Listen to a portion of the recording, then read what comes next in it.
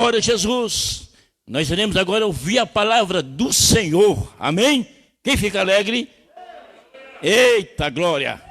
É maravilhoso que a gente põe o ouvido para ouvir a palavra de Deus. Amém? O Senhor vai falar contigo nessa noite, amados. Amém? Quero que veja daqui o pastor Cleidson, que estará ministrando a palavra aos nossos corações. Amém? Abra o teu coração, deixe a palavra, aleluia, penetrar. Amém? O Senhor vai falar contigo nessa noite, vai falar conosco através do servo. Amém? Vamos orar por ele? Amém? Fica de pé, em nome de Jesus. Glória a Deus. O Senhor está aqui nesse lugar. Aleluia. Oh, glória. Senhor nosso Deus e nosso Pai. Oh, aleluia. Aqui está o teu servo, Senhor. Irá ministrar a palavra, Senhor, aos nossos corações. Eu sei, Pai, que ele estudou, se preparou.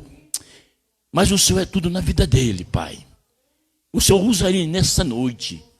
Que não seja ele, Pai, mas seja o teu Espírito Santo usando a boca do teu servo, os lábios do teu servo para falar com aqueles que necessitam nessa noite de ouvir a palavra, que somos nós, Pai. Seja os que estão aqui, seja os que estão na tua casa. Seja com o teu servo e abençoa ele. Derrama uma unção especial nessa noite sobre a vida dele, Pai, que eu te peço em nome de Jesus. Amém? Glória a Deus. Glória a Deus, aleluia. Cumprimento a igreja com a paz do Senhor Jesus Cristo. Igreja, sem muita demora, vamos abrir nossas Bíblias. Evangelho segundo escreveu João, capítulo de número 8, versículo a partir do 31. João, capítulo 8, a partir do versículo 31.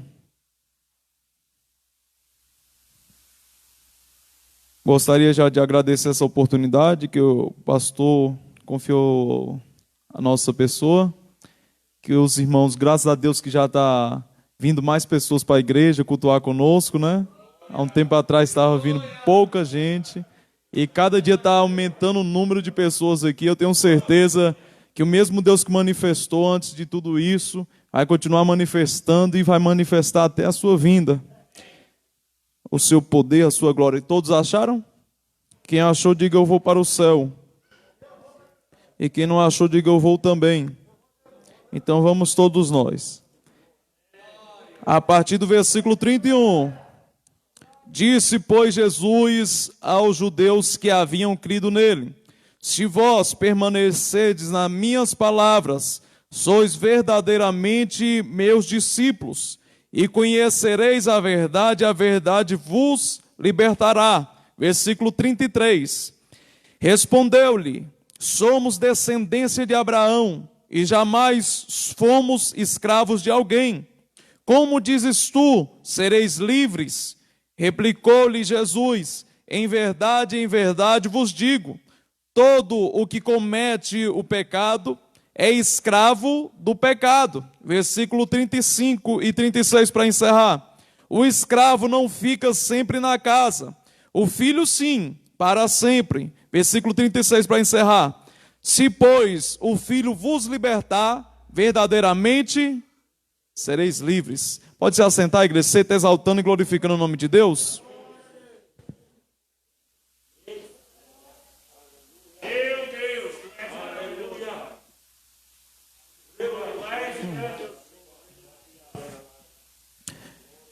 Quem aqui já sentiu a presença de Deus aqui nessa noite? Estou sentindo uma presença do Altíssimo tão forte nessa noite, eu tenho certeza que Ele vai continuar manifestando do seu poder, da sua glória. Igreja, o interessante é que falar a respeito do capítulo 8 do Evangelho de João, já começa de uma maneira maravilhosa, diferente dos outros 3 evangelhos, Mateus, Marcos e Lucas. A Bíblia nos fala no capítulo 1, versículo 1. No princípio era o verbo estava com Deus e o verbo era Deus. Estava no princípio com Deus e todas essas coisas foram feitas por intermédio dele. E sem ele nada do que se fez seria feito. E a vida estava nele e a vida era a luz dos homens. Duas coisas me chamam muita atenção. versículo 5, capítulo 1, versículo 5. A luz resplandece nas trevas e as trevas não prevalecerão contra ela.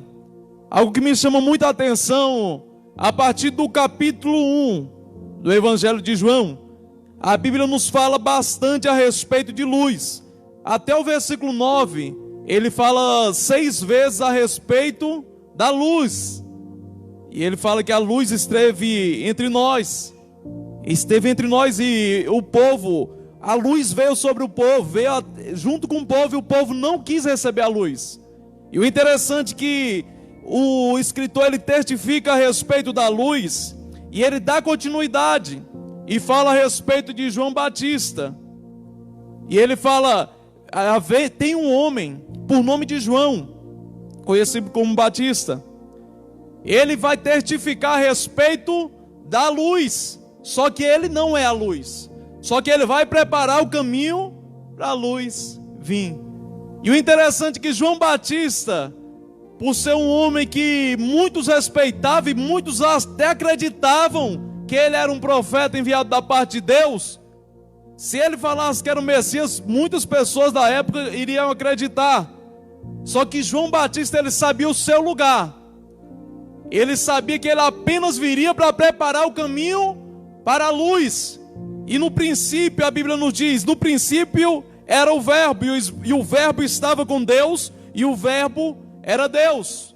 Jesus Cristo, antes do princípio de tudo, ele já existia, já estava com Deus. Antes da formação de tudo, antes da criação da terra, da água, dos céus, antes da nossa criação, Jesus Cristo já era o verbo. Jesus Cristo já existia, já estava com Deus. E o interessante é que ele enfatiza duas coisas, duas palavras-chave: o verbo, que é Jesus Cristo, e a luz, que também é Jesus Cristo. Ele fala de Jesus Cristo de duas formas diferentes. E no capítulo 8 também nós vamos ver mais para frente, ele falando a respeito da luz, que é o próprio Jesus Cristo, que é o nome do ministério, Luz para o Mundo.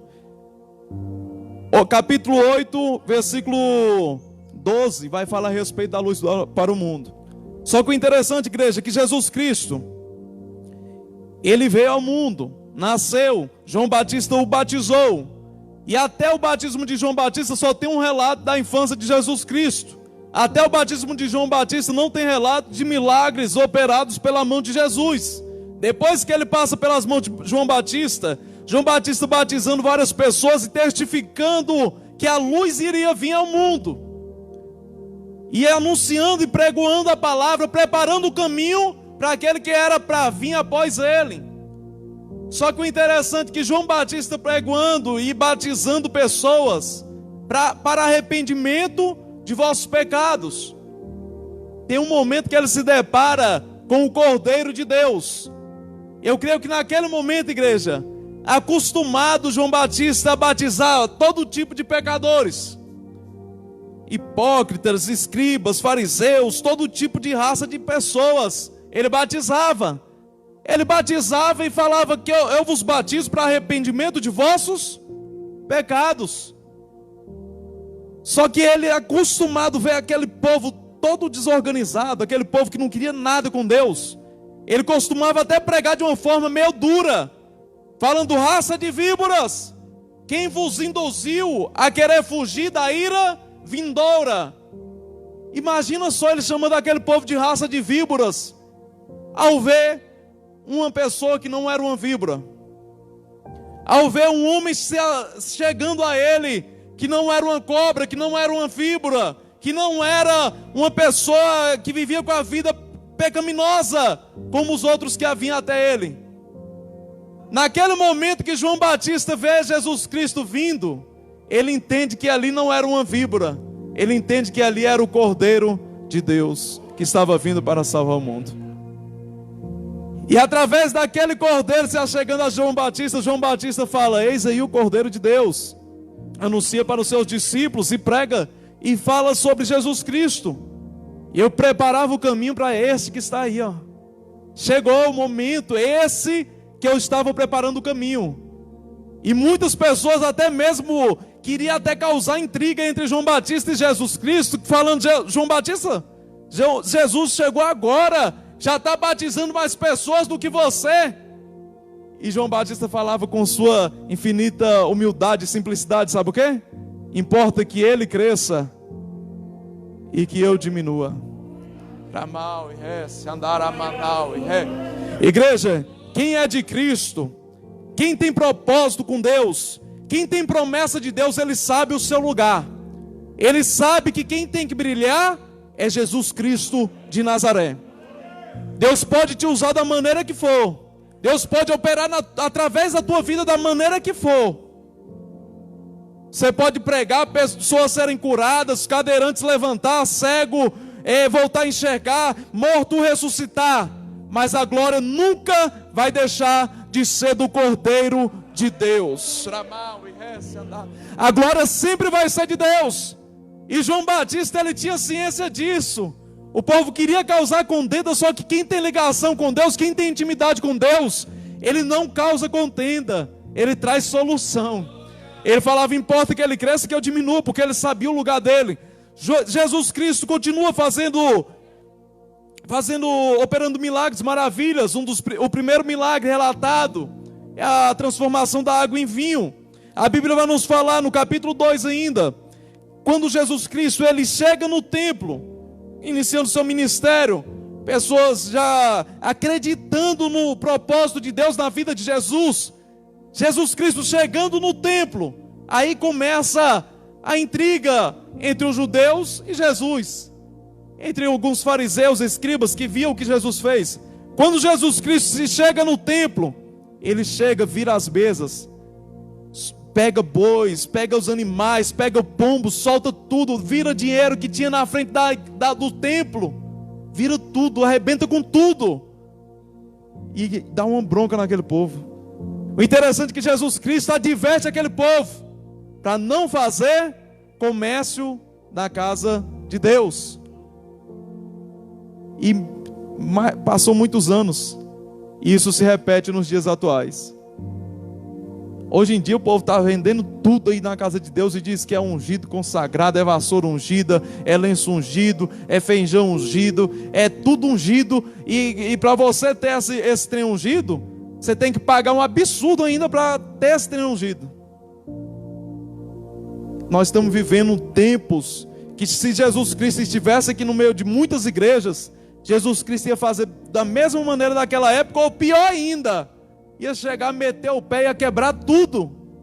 Era perigoso ele baixar a porta de muitas igrejas que têm usado o nome de Jesus Cristo como uma forma de comércio, têm usado o nome de Jesus Cristo como uma forma de ganhar dinheiro.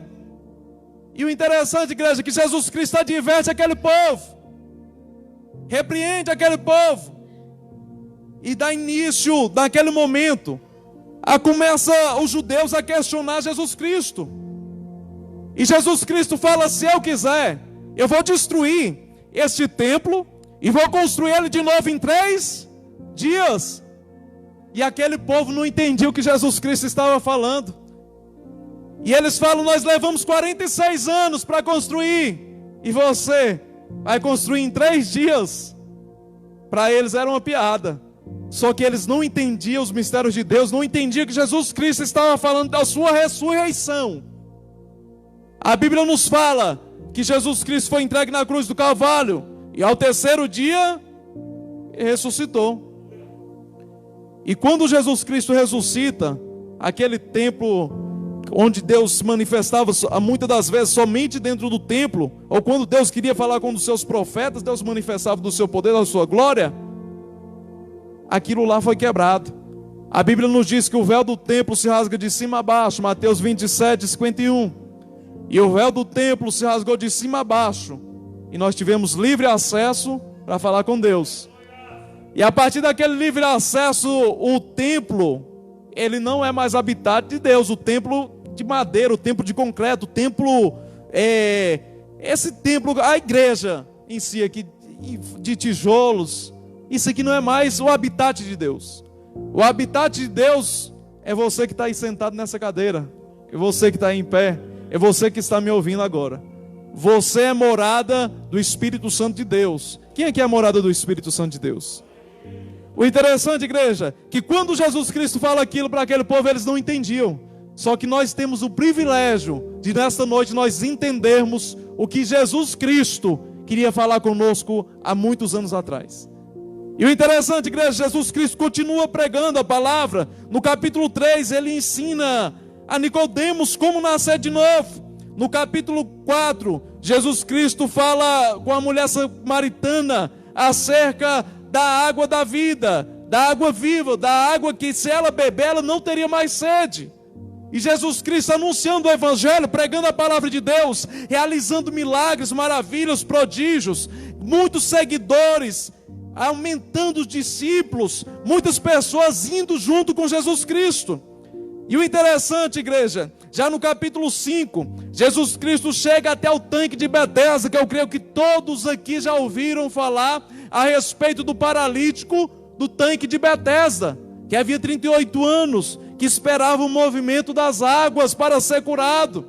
A Bíblia nos diz que de ano em ano passava um anjo e movimentava as águas, e o primeiro que entrasse era curado. Só que o interessante, igreja, é que aquele homem, ele estava focado no movimento errado. Ele estava esperando o movimento dos anjos nas águas, sendo que Jesus Cristo estava bem perto dele, e muitas das vezes ele não percebia. E é assim que se encontra muitas pessoas, esperando movimentos errados, sendo que Jesus Cristo quer se achegar até você, e você esperando movimentos errados. Tem pessoa que fala, tem fulano de tal pregando em tal igreja, fulano de tal faz isso, fulano de tal faz aquilo, sendo que Jesus Cristo quer movimentar as águas ao teu favor. Se for Jesus que vai movimentar, meu irmão, vai. Mas se não for Jesus, não vai. Tem muita pessoa que não pode escutar um movimento que está junto, que quer estar junto no meio do movimento. Às vezes aquele movimento não é nem proporcionado pela vontade de Deus para a tua vida. Se Jesus Cristo quisesse, ou se Deus quisesse que aquele homem viesse a ser curado, através de um movimento de águas ele já teria sido. Só que Deus, ele tinha um propósito de curar aquele homem, mas através das mãos de Jesus, através de Jesus Cristo. E o interessante é que quando Jesus Cristo fala para aquele homem pegar a cama dele e andar, era num dia de sábado. Mais uma intriga entre Jesus e os judeus, os fariseus, os escribas, que questionavam pelo fato de Jesus estar curando nos dias de sábado. E ali eles começam a criar uma intriga com Jesus Cristo, querendo caçar um motivo de prender Jesus, querendo achar um motivo de afrontar Jesus, de condenar Jesus Cristo. E o interessante, igreja, que ainda no capítulo 6, depois desses sinais, Jesus Cristo multiplica os pães, anda sobre o mar, milagres, maravilhas se concretizam. Os sinais vinham sendo operados através da vida de Jesus Cristo. Só que no capítulo 6, Jesus Cristo fala com seus discípulos e com pessoas que estavam ali ouvindo aquela pregação. Jesus Cristo fala, eu sou o pão da vida. Quem comer desse pão, ao contrário de seus pais que comeram pão e morreram, quem comer desse pão, ele não morrerá. Ao contrário disso, ele terá a vida eterna. E naquele momento os escribas, os fariseus começam a questionar, falam, ué, você é maior do que meus pais, nossos pais? Você é maior do que os profetas? Você é maior que todos eles? Você é maior que Abraão? Que negócio é esse de comer o pão e não morrer mais? Eles não entendiam que eles estavam falando com o Filho de Deus, com o pão da vida. E o interessante, igreja, que Jesus Cristo pregando aquele evangelho, pregando aquilo, aquele povo não entendia muito bem. E começaram a questionar tanto Jesus Cristo, que começaram discípulos se apartar de Jesus. Capítulo 6 do Evangelho de João, capítulo 6, versículo 66 por diante. Jesus Cristo vai falar com seus discípulos, que muitos se apartavam de Jesus Cristo. Capítulo 6, verso 66 por diante, ele falando, muitos discípulos se apartando, e ele fala com seus 12, por acaso vocês também não querem ir junto com eles? Por acaso vocês também não querem ir junto? Podem ir. E o interessante, igreja, que se levanta Simão Pedro e fala com Jesus Cristo. Preste bem atenção. Olha o que é a sabedoria de Simão Pedro. Ele fala: Senhor, para onde iremos se só tu tens palavras de vida eterna? O interessante, igreja, é que quando Jesus Cristo pregava o evangelho genuíno, pessoas questionavam e falavam: Jesus, mas que evangelho duro é esse? Que palavras duras são essas? Quem poderá suportar essas palavras, Jesus? Só que o interessante é que Deus levanta 12 discípulos que aguentam carregar uma cruz, que aguentam ouvir palavras duras e se converter de seus maus caminhos. Deus levanta 12, Deus levanta Simão Pedro para falar: Senhor, para onde iremos se só tu tens palavras de vida eterna? Essas palavras podem ser duras, essas palavras podem ir contra a vontade da minha carne, mas são palavras de vida eterna, são palavras de salvação para a minha vida. Igreja, é palavra de salvação, é palavra de confronto com a nossa carne, que vai transformar a nossa vida. Hoje em dia inventaram o tal de evangelho da prosperidade. Muitas pessoas têm pregado esse evangelho só para arrancar glória a Deus e aleluia do povo, arrancar dinheiro, arrancar todo tipo de coisa. Um evangelho de manipulação, que tem enchido bacias grandes de pessoas achando que estão certos diante de Deus, sendo que estão todos desconcertados. Não prega mais contra o pecado. Hoje em dia é ao contrário, a pessoa não quer pegar mais contra o pecado, porque senão o povo não vai gostar da pregação dele.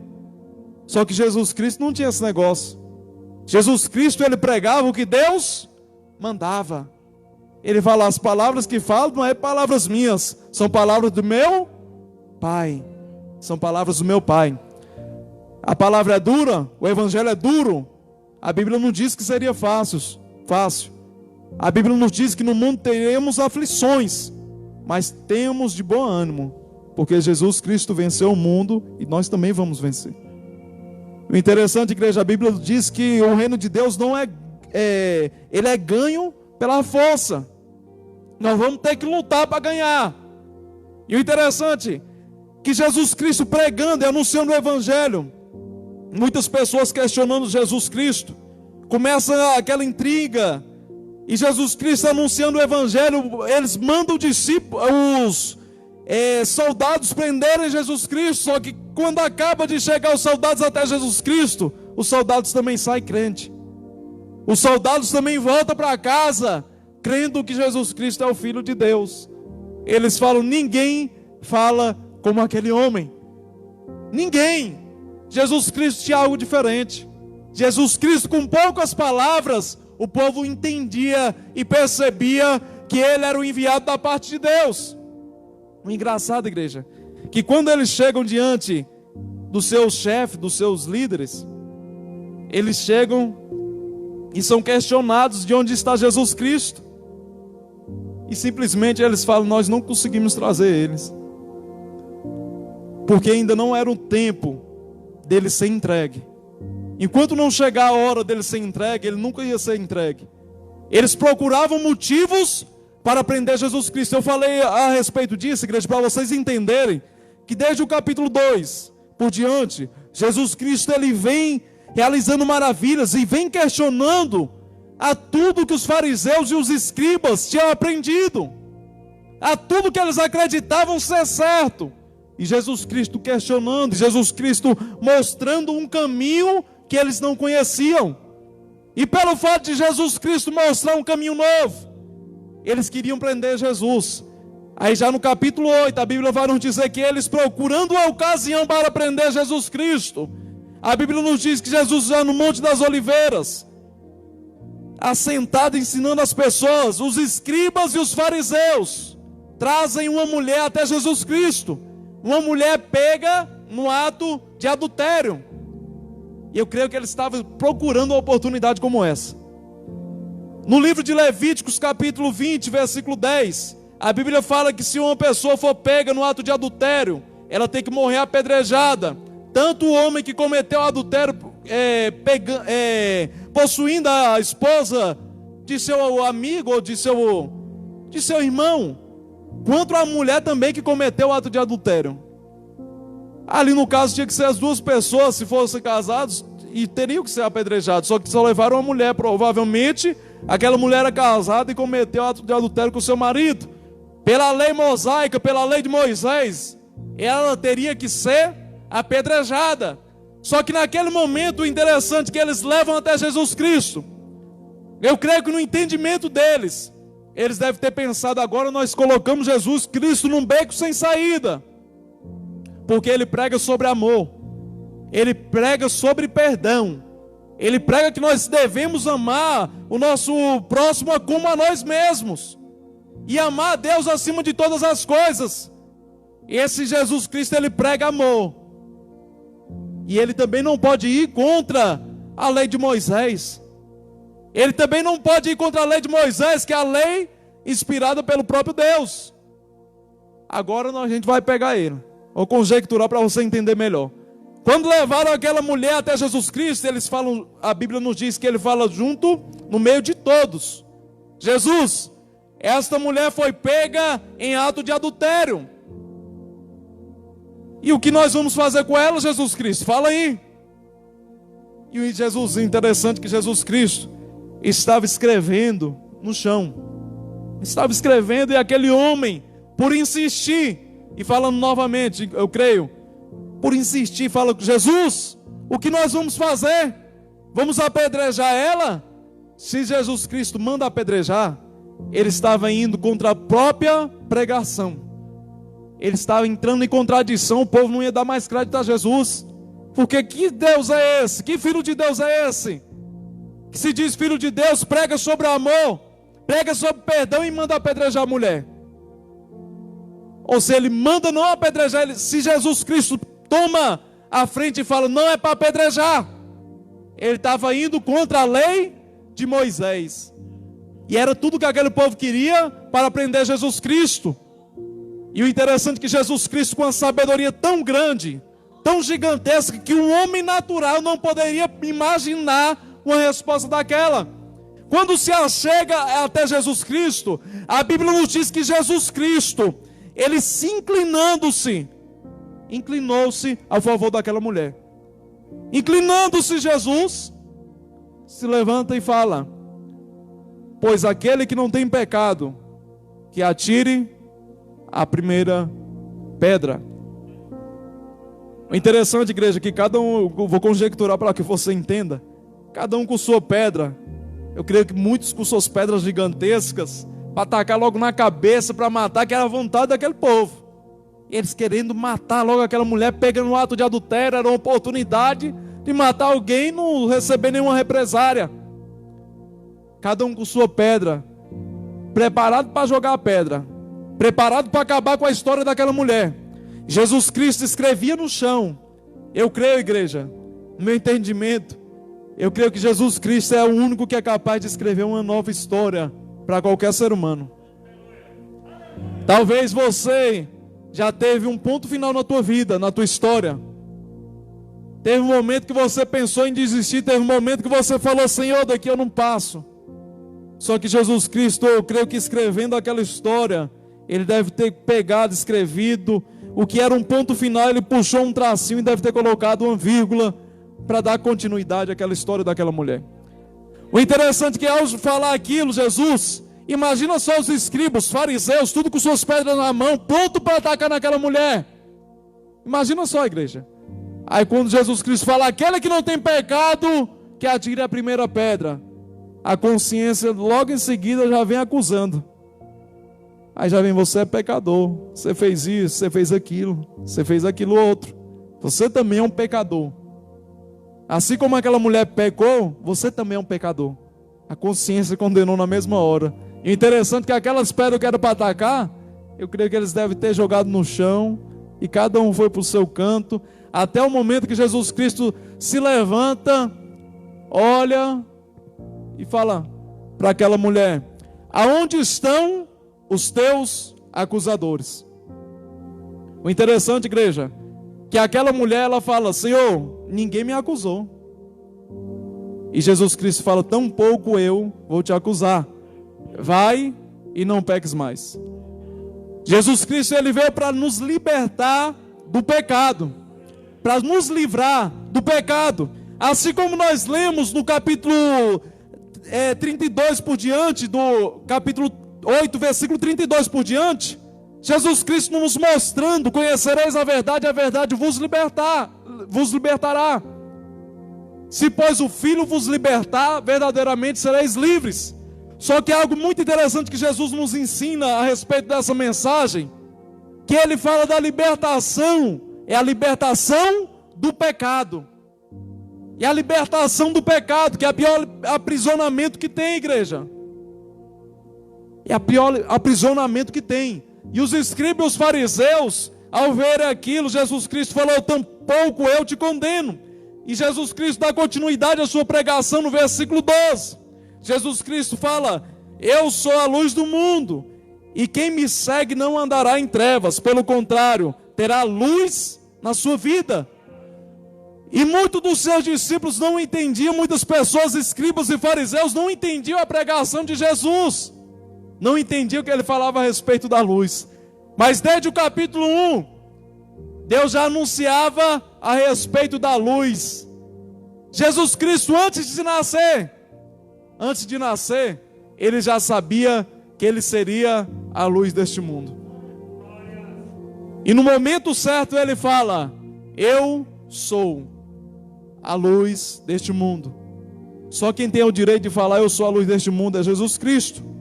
E o interessante é ele fala: eu sou a luz deste mundo, e quem anda comigo não andará em trevas, não andará em escuridão, não andará em perversidade. Interessante, igreja, que o único que poderia apedrejar aquela mulher, o único que poderia encerrar com a história daquela mulher, foi o mesmo que, quando os fariseus chegaram até ele estava escrevendo no chão. E quando os acusadores foram embora, ele continuou escrevendo, representando, sabe o que, igreja? Que ele estava dando continuidade a uma história que iria se encerrar naquele momento. Ele continuou escrevendo uma história nova para aquela mulher. Jesus Cristo vai escrever uma nova história para pessoas aqui nessa noite. Você crê e você acredita que Deus pode escrever uma nova história para você, ou para alguém que você conheça, que você quer que Deus transforme a vida dele? Deus pode libertar, Deus pode transformar, Deus pode escrever uma história nova. Igreja, o interessante, que por mais que a gente ache que chegou ao fim, por mais que a gente se depara com uma multidão de acusadores prontos a despejar pedras sobre nós, Jesus Cristo chega e escreve uma nova história e acaba com todo o julgamento. No momento que Jesus Cristo pregava dizendo que era a luz do mundo, muitas pessoas não entenderam e falaram: você prega uma palavra falsa. E Jesus Cristo dá continuidade e fala: de onde eu vim, vocês não sabem. Eu sei de onde eu vim, e eu também sei para onde vou. Vocês julgam segundo a carne, porém eu julgo segundo o Espírito. Eu não julgo ninguém. E quando julgar, julgarei junto com Deus. Julgará segundo a vontade de Deus. Só que o interessante, igreja, é que Deus, Jesus Cristo, ele fala aqui no versículo 15: vós julgais segundo a carne. Eu, porém, eu não julgo ninguém. Vai chegar o momento que Jesus Cristo vai julgar. Só que por enquanto ele é nosso advogado fiel. Só que por enquanto ele não julga ninguém. Quem usa esse termo? Pessoas usam esse termo de julgar. Pessoas julgam os outros. Só que hoje em dia o povo está meio com um paradigma, meio com um dizer, que hoje em dia o povo pode fazer o que quiser dentro das igrejas. E se alguém falar alguma coisa, se alguém pregar contra, meu irmão, não julga ninguém não, meu irmão, deixa fazer o que quiser aí, não pode julgar ninguém. Só que Jesus Cristo nos mostra que ele veio para conflitar com o pecado mesmo. Nós não podemos julgar, mas nós temos que pregar a verdade. Se a tua verdade é contra a verdade de Deus, você está errado, meu irmão.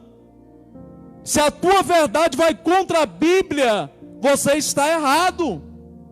Você está errado. É muito melhor você ouvir a palavra de Deus e querer se converter, querer andar no caminho certo, do que chegar lá no grande dia e Jesus Cristo falar para você: apartai-vos de mim, porque eu não vos conheço. Enquanto nós estamos na terra, ainda dá tempo de se arrepender de nossos maus caminhos. Ainda dá tempo de ter uma vida reta diante de Deus. E o interessante, igreja, que ele dá continuidade à sua pregação. Pessoas afrontando, pessoas questionando, e ele não para em nenhum momento, porque ele sabia do propósito de Deus, ele sabia aquele que tinham enviado. E quando ele fala para aquele povo: eu sei de onde eu vim, e eu sei também para onde eu vou, e vocês não sabem nem para onde vai e nem de onde veio. Pessoa com a vida toda desajeitada, não sabe nem de onde veio, não sabe para onde vai. E Jesus Cristo, com a vida reta diante de Deus, Filho de Deus, ele tinha certeza absoluta do lugar que ele iria voltar. O interessante, igreja, muitas pessoas falam, eu já até questionei muitos amigos, que se convertem, mas sempre fica daquele jeito. Chega na igreja, eu era ex-traficante, eu era ex-matador, eu era ex-defunto, eu era ex-assassino, eu era ex-prostituto, eu era ex-drogado, eu era ex-viciado.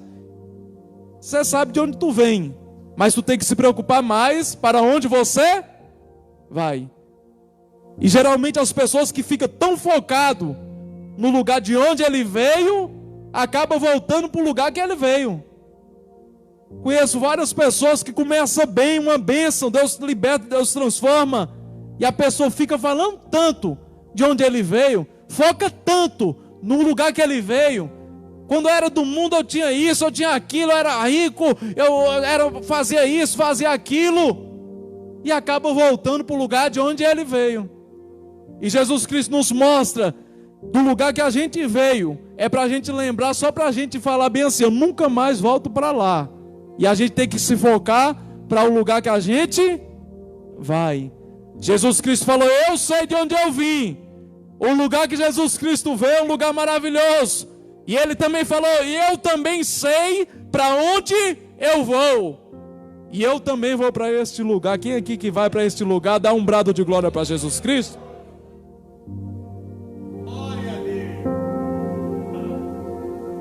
Mal e resto. Igreja, o interessante, Jesus Cristo dá continuidade à sua pregação, e ele fala: vai ter momento que vocês vão me procurar, mas não me encontrarão. Procurareis, mas não me achareis. E eles falam: por acaso você vai se suicidar, Jesus? Porque a gente vai procurar e não vai encontrar. E o interessante é que Jesus Cristo dá uma resposta para aquele povo.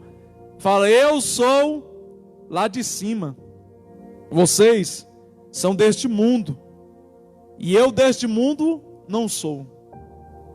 E o interessante é que Jesus Cristo, ele, no capítulo 14 do Evangelho ainda de João, ele fala: eu vou para o Pai, mas não vos deixarei órfãos, vos deixarei o Espírito Santo Consolador. E no capítulo 14 ele fala: eu vou para o Pai, mas vos prepararei morada.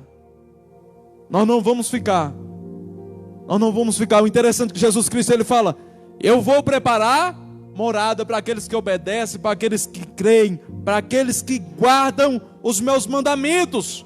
Eu vou, mas eu não esqueci de vocês não. Eu vou, mas eu não esqueci aqueles que obedecem e guardam os meus mandamentos não. Para esses tem uma morada garantida. Para esses não vai precisar pagar o terreno com dinheiro material não. Para esses Deus quer fidelidade. Para esses Deus quer obediência. Deus tem promessa na nossa vida. E o interessante que ele fala: vocês são da terra, e vocês, é bem provável que vocês vão morrer em vossos pecados, porque não acreditaram que eu sou. O único que pode dizer isso é Jesus Cristo de Nazaré. Jesus Cristo fala: se vocês não acreditarem que eu sou, vocês vão morrer nos seus pecados. Em outras palavras, Jesus Cristo estava falando mais da frente a respeito de liberdade, a respeito de ser livres. a respeito de conhecer a verdade e ser liberto. Nesse momento em que Jesus Cristo fala: vocês vão morrer nos vossos pecados, vão morrer prisioneiros, porque não conheciam Jesus Cristo. Estavam com Jesus, mas não conheciam Jesus como quem Jesus era e como quem Jesus é. Jesus Cristo é o Filho de Deus, mas eles não reconheciam que Jesus Cristo era o Filho de Deus. Estavam com Jesus, mas não conheciam Jesus. Para eles ele era um simples carpinteiro, filho de José e Maria. Mas para os seus discípulos que acreditavam no chamado de Deus, no propósito de Deus na vida de Jesus Cristo, eles sabiam que ele era o enviado da parte de Deus, sabiam que era o Cordeiro de Deus diante deles. A Bíblia fala: conhecereis a verdade vos libertará. No capítulo 14, versículo 6 do Evangelho de João, Jesus Cristo fala: eu sou o caminho, a verdade e a... ninguém vem ao Pai a não ser por mim. Jesus Cristo falando para os seus discípulos. O interessante é que quando Jesus Cristo fala, versículo 31, disse, pois, Jesus aos judeus que haviam crido nele: se vós permanecerdes na minha palavra, sois verdadeiramente meus discípulos, e conhecereis a verdade vos libertará. Não é simplesmente a gente tem que conhecer Jesus Cristo. Jesus Cristo fala: eu sou o caminho, a verdade, eu sou a verdade e eu sou a vida. Ninguém vai ao Pai a não ser por Jesus Cristo. O único caminho que tem é Jesus. Não tem Maomé, não tem todos os tipos de santo, não tem Buda, não tem nada que vai te levar até Deus a não ser Jesus Cristo, que é o único caminho. Não tem como cortar caminho, não tem outra estrada. A única estrada que vai te levar a Deus chama-se Jesus Cristo de Nazaré. O interessante, igreja, muitas pessoas começaram a acreditar em Jesus Cristo ao ver a autoridade, o poder manifesto através da vida de Jesus, e Jesus pregando, e pessoas acreditando. Depois disso, Jesus Cristo anunciando para os judeus que haviam acreditado nele. Jesus Cristo fala: se permanecerdes na minha palavra, vocês vão permanecerdes na minha palavra e verdadeiramente sereis meus discípulos. Nesse momento, igreja, ele fala para permanecer na palavra. Nós temos que conhecer Jesus Cristo de Nazaré, mas o meio de conhecer Jesus Cristo é conhecendo a palavra e permanecendo na palavra e sendo um discípulo. Se nós permanecermos na palavra de Deus, verdadeiramente seremos discípulos de Jesus Cristo. E ao serem discípulos de Jesus Cristo, automaticamente, igreja, a gente vai conhecer o autor e consumador da fé. Nós vamos conhecer aquele que é a inspiração de toda a palavra de Deus, aquele que inspirou o homem a escrever as escrituras sagradas, o Deus de Israel, o leão da tribo de Judá. O interessante, igreja, ele fala permanecer na palavra, para que a gente venha ser discípulo. Eu conheço pessoas que já leram a Bíblia várias vezes. Eu conheço ateu que já leu a Bíblia aí, segundo ele, mais de 8 vezes. Ateu, que não conhece a Jesus Cristo, lê a Bíblia como um livro qualquer. Lê logo 20, 30 capítulos por dia. Lê a Bíblia como um livro. Só que ele não tem contato com o Criador da Bíblia. Ele não tem contato com o autor da Bíblia. A pessoa que lê a Bíblia sem o autor por perto, ela não vai entender nada. Ela não vai entender. Tem que ler a Bíblia junto com o autor. Quando você for ler a Bíblia, pede para o autor se aproximar de você, abrir seu entendimento, te dar entendimento da palavra de Deus, que eu tenho certeza que Deus vai abrir teu entendimento e você vai entender a palavra de uma maneira sobrenatural. Quem aqui que quer entender a palavra de uma maneira sobrenatural? Eu também quero isso para a minha vida. E o interessante, igreja, que nesse momento a Bíblia vai nos mostrar Jesus Cristo pregando para aquele povo e falando a respeito de conhecer a palavra, permanecer na palavra. Só que o interessante é que várias pessoas conhecem a Bíblia de ponta a ponta, mas não conhecem Jesus Cristo de Nazaré. E o interessante é que no versículo 33, ele fala: nós somos descendência de Abraão, jamais fomos escravos, e como tu dizes, sereis livres. Conhecereis a verdade vos libertará. E aquele povo questiona Jesus, fala: nós somos descendência de Abraão, nós já somos livres. E o pior pecador que tem, igreja, é o pecador que não assume que é pecador. É o pecador que se acha mais santo do que todo mundo. É o pecador que acha que não precisa de perdão. É o pecador que já acha que é o santo que não precisa de perdão da parte de Deus. Esse é o pior que tem. E naquele momento Jesus Cristo fala, versículo 34, replicou-lhe Jesus: em verdade vos digo, que todo aquele que comete pecado é escravo do pecado. A escravidão que Jesus Cristo se refere é o pecado. No versículo 35, o escravo não fica sempre na casa, o filho sim, para sempre. Igreja, naquela época, eles costumavam, pessoas tinham escravos, tinham pessoas que eles compravam como escravos. Só que o interessante é que ele usa esse termo para falar a respeito do escravo. Ele fala: o escravo não fica sempre na casa. O escravo, ele muitas das vezes entrava na casa para fazer um serviço, mas voltava para o seu cantinho. Só que o filho, ele falava: o filho, pois, permanece na casa para sempre. E Jesus Cristo nos mostra que nós não fomos feitos para serem escravos. Nós fomos feitos para sermos filhos.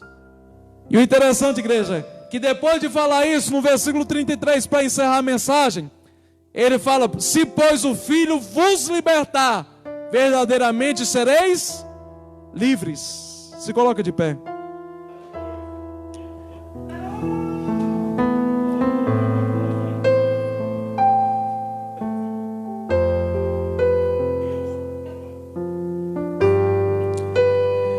Livro de Romanos 8:2, a Bíblia fala que Jesus Cristo te livrou da lei, do pecado e da morte.